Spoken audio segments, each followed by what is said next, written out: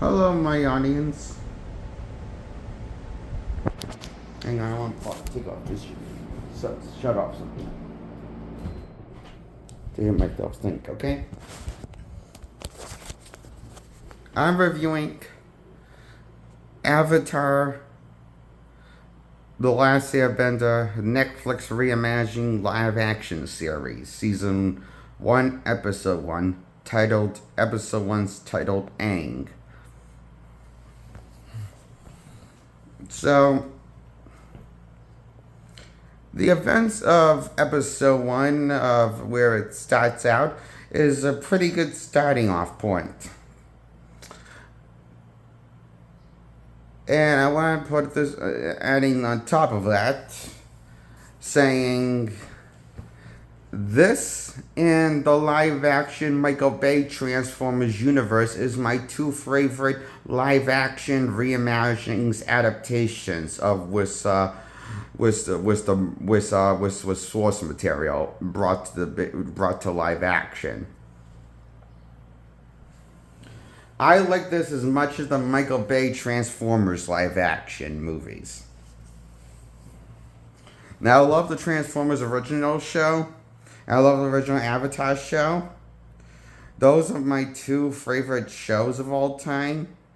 Number three might be there are three favorite shows of mine I have for cartoon original shows is Avatar, Last Airbender, Legend of Korra, and the Transformers original show. Of my favorite shows that I've seen all the way through. These are all my favorite top three favorite original shows that are not based on anything, and then they get adaptation and new light and for new modern media.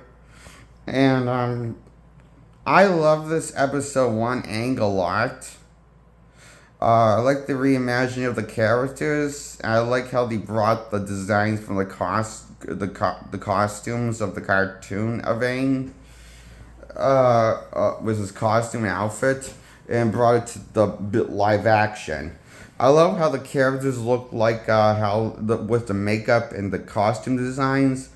They look like they're very cartoon inspired by the animated series based on the designs, but just made with real fabric instead of drawing paper or drawing on the computer or stuff. Like, I don't know if Avatar used was a show how they made the animation did it the old way or the newer way where you use a computer. Didn't look behind the scenes of the show. I have special features on Blu-ray and DVD, so maybe I should look at that behind the scenes of how they do the animation if they have that on special features on discs. So anyway, this is basically it's kind of and how it's structured. The story does feel like a Michael Bay Transformers franchise with its mythology and world building and expanding on the lore and hinting at a bigger world for this version of Avatar. Does a good job of telling a 3-act structured episodic story in one episode while also hinting at a bigger world for the franchise. I like how we see this opening of the episode is an earthbender being chased by the Fire Nation, doing some earthbending skills with fighting the Fire Nation, and has this little scroll that needs to get to the Earth Kingdom because they plan on starting a war, and we get to see the war play out that the Firebenders start to try to kill the Avatar, and we see them entering, fighting the Airbenders, the monks from the Air Temple and they get the super powered more stronger due to the day they decide to attack when it's on when the comic is up, which makes it shrinks as their power and the source material. So that's a little nod to the source material mythology, and I like how it basically It's good vague explain that that the that the it's not it's like the night with the shows with the I forget what it's called. Okay, it's not a comic. It's like something else called. Anyway, so the firebenders are stronger than normal, and that's why the airbender masters don't have a chance in combat. They would have had a better chance on a night if they didn't decide to attack at the most powerfulest time of the year for the firebenders.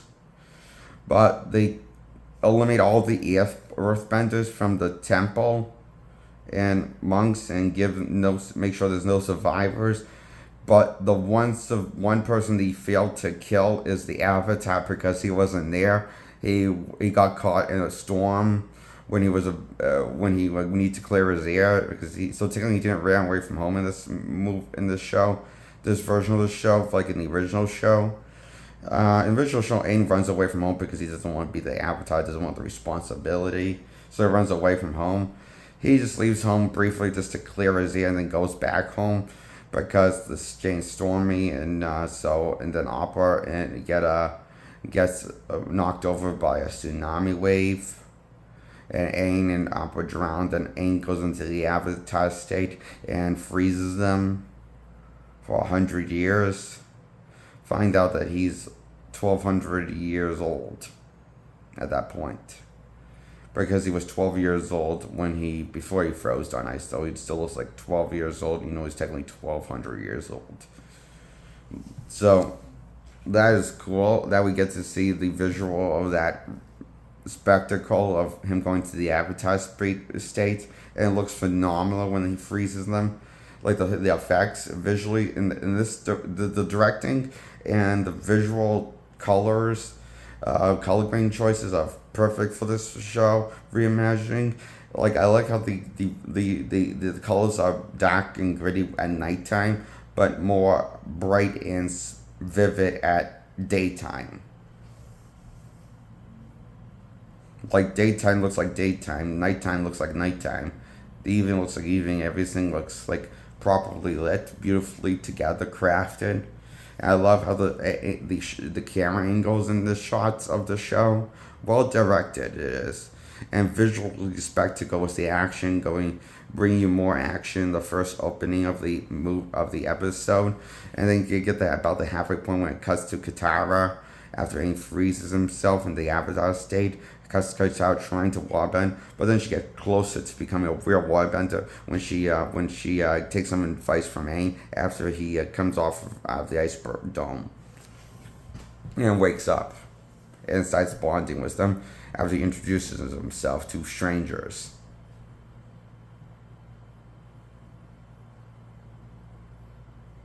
And those strangers become his friends and aid him on his quest to becoming the Avatar, Katara and Sokka.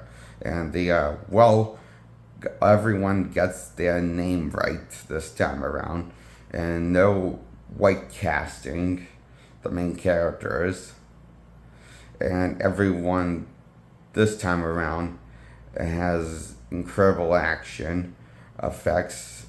This is exactly what I wanted M. Night Shyamalan to do with the movie. Like, just do the cartoon, but in live action. With the cartoon designs. You don't have to change the designs of it or change the name. You just have to do the cartoon for live action. It's not that... This show proves that it's not impossible, and it is possible to do it. I give episode 1 of Aang the Avatar, the new Aang Avatar show called Avatar Last Airbender, episode 1 Aang, a 10 points out of 10. And I like how I thought this was very heartfelt and funny of an episode, and a great story. It's great, not just great spectacle, but great character growth for Aang and him, how he meets Sokka and bonds with Katara and Sokka, and they help him leave home from the Water Tribe. And it's like how it all sets up it feels like fan service without feeling nothing like fans. It feels like fan service. This episode so far, series so far, it feels like good fan service done well. Like it feels like fan service, like you know how to use the fan service, but it's not just rehashing stories from Storybeat. It basically retells the story in a new way and order for season 1 story. And episode 1 is just great. It's 1 hour, 1 minute long episode. The other episodes are much shorter, like around 40 or 50 minutes long, not around an hour or over an hour. This is 1 minute over an hour episode 1, and it executes its time. Somehow that's less time than the movie, because keep in mind the movie's 2 hours. The 2010 movie's 2 hours, and this did what the movie failed to do. Give us a proper reimagining adaptation, like take the designs from the cartoons, but make it look like real fabric for real life. And not just have someone cosplaying looking like the characters. So it doesn't look like cheap, the costumes. That's what I loved about this show.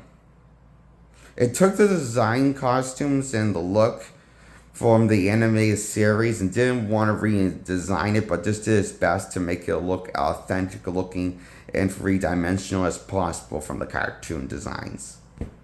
With the designs of the buildings, ships, and the character costumes and the character makeup and the hair designs, it feels authentic, like a honest to God, beautiful reimagining of one of my favorite show, next to Legend of Korra. My third favorite is the Transformers original show. For our original animated show.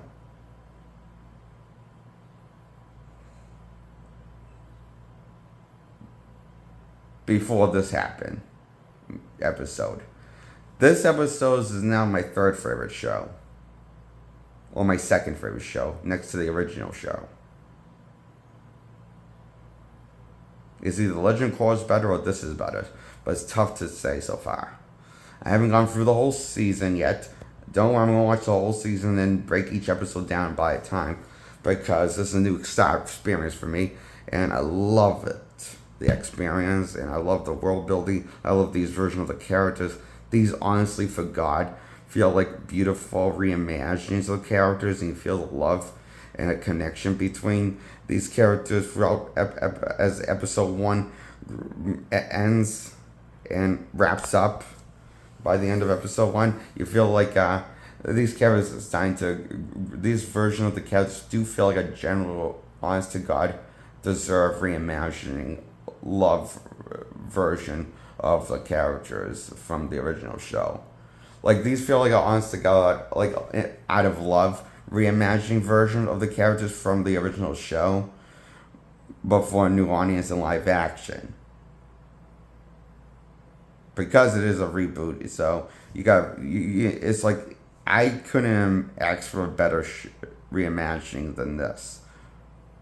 The only thing that would make this better if it was a cartoon reimagining of the original show.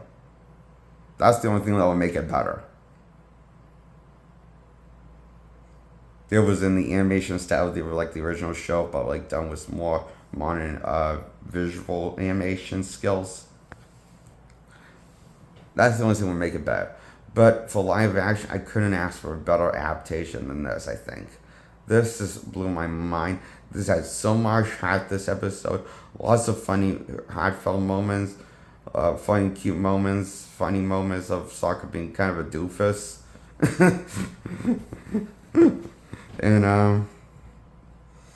And lots of funny moments cute moments, fun moments with Aang as he's earthbending, enjoying himself, showing off.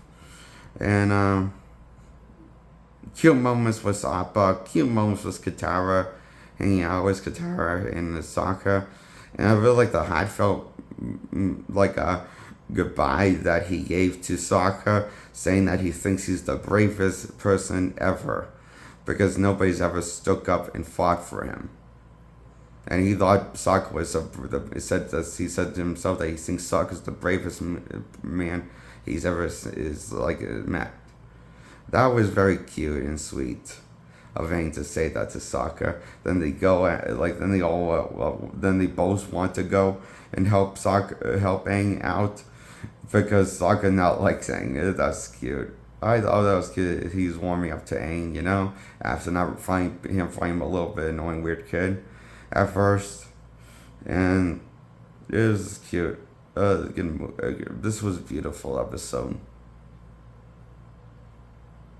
I give it 10 points out of 10. I hope you like this review. And check out this show if you're a fan of the original or a fan of the franchise. I recommend it. Great reimagining of the show. The season 1 trailer or season 2 trailer doesn't do the show justice of favors at all. Because the trailers make the show look like it's going to be this unheartfelt reimagining reboot. Just feels like a corporate standard cash grab. The show is much better than any of the trailers online that you'll find on YouTube or on Netflix. I feel like they gotta get a better trailer editor for the show to promote the show for season 3 coming. The next upcoming one. I hope they get a better guide to edit the trailer that shows like the most good highlights and how good the show, a sample of how good the show is, instead of this doing like a poor job, and playing the original score into the trailer, without really any dialogue from the main characters or action or scenes with them.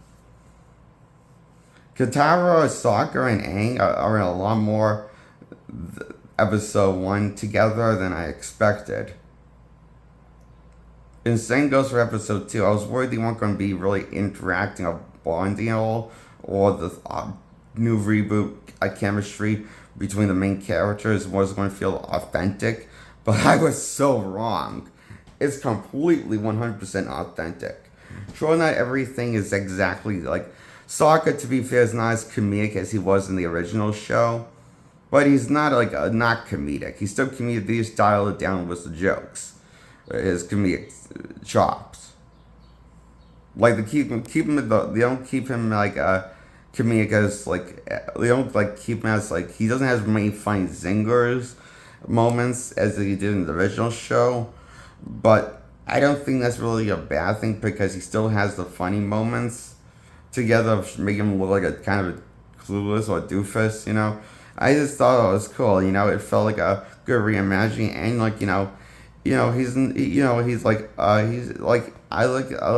I love Katara, and I love the reimagining with these characters. Personally, I like the original show more, but I still love this reimagining a lot. 10 out of 10 points episode 1 Aang gets. I don't want to give you the whole episode, spoil the episode, because I want you to see something for yourself. So I didn't tell you the whole episode, beat from beat, because I didn't want to spoil it too much for me. I just want to say how much I loved about this show, how I feel about the show, why I love this show, why I think this is the favorite reimagining show of a live-action franchise since the Transformers franchise, the Michael Bay franchise directed. I think I like this so far more than the Michael Bay Transformers movies. I can't believe I said that. But I said that. I just liked it that much. And all Michael Bay's Transformers movies. I love this show. This is my favorite live-action reimagining adaptation of all time so far.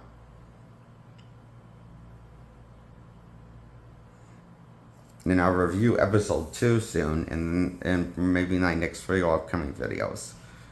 I've seen episode 2 and episode 1. I'm going to talk about episode 2 in my next video on this. Goodbye, subscribe, like this video, grow my likes, grow my subscribers. I'm Jake Allen Grip. I hope you liked this video of Avatar, The Last Airbender episode Aang from season 1.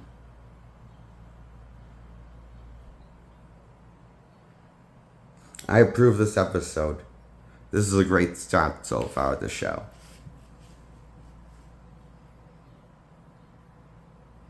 10 points out of 10 points as my final verdict. Okay, goodbye.